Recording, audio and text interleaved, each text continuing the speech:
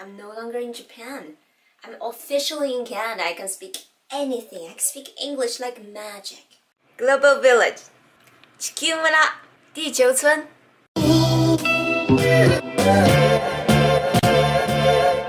海外に行くともう自動的に英語が身につくと思っている皆様も多分多くいらっしゃると思うんですが、実は海外暮らしのために身につけなきゃいけないっていう英語の学習能力っていうのがあります。まず普段の教育システムは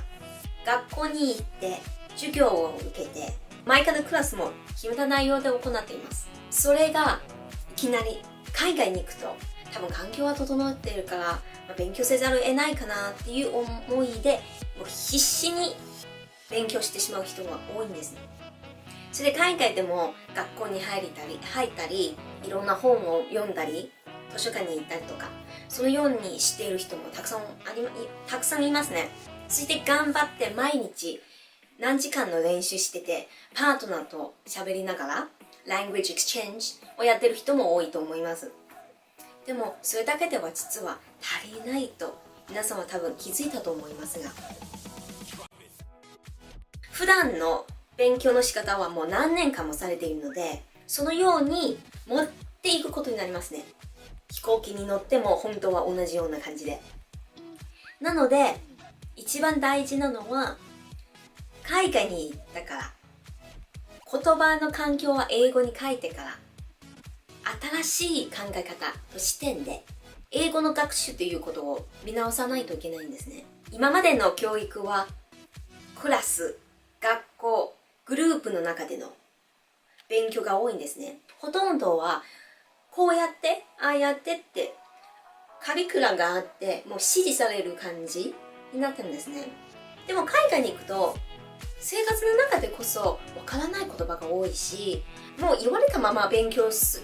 ちゃってはもう足りないんですよ。で足りないからストレスになるんですよ。なのでそこで大事なのは Self-directed study 独自の勉強。それこそが海外に行くときに身につけないといけない英語の勉強能力なんですよ。誰しも実際に海外に行かないと今までの自分はどれくらい蓄積してきたのか、そして新しい環境に期待されているのは何なのかってわからないんですよ。例えばカフェに行くとき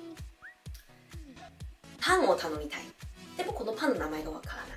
そこに名札がありますね。そこでパンの名前が勉強できるし、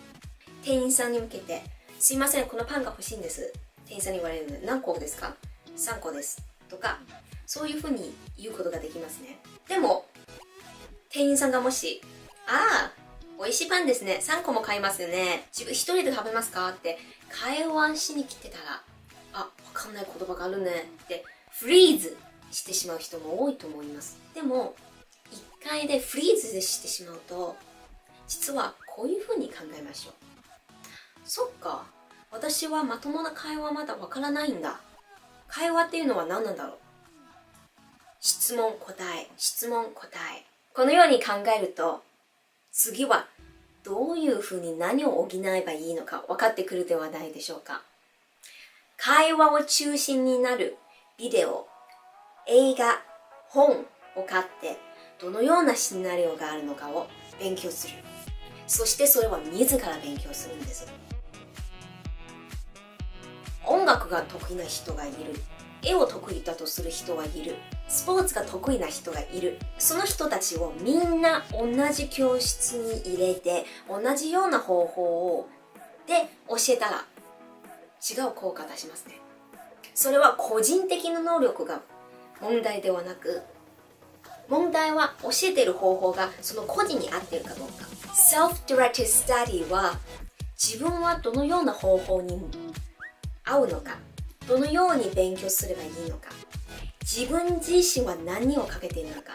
自分自身はそれをどのように楽しく補えるのかを考えることが大事なんです。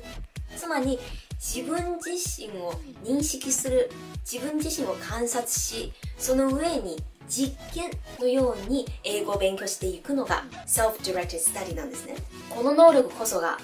海外で暮らすために一番大事な英語能力なんです。では皆さんどうでしたか？何か新しいひらめきはありましたか？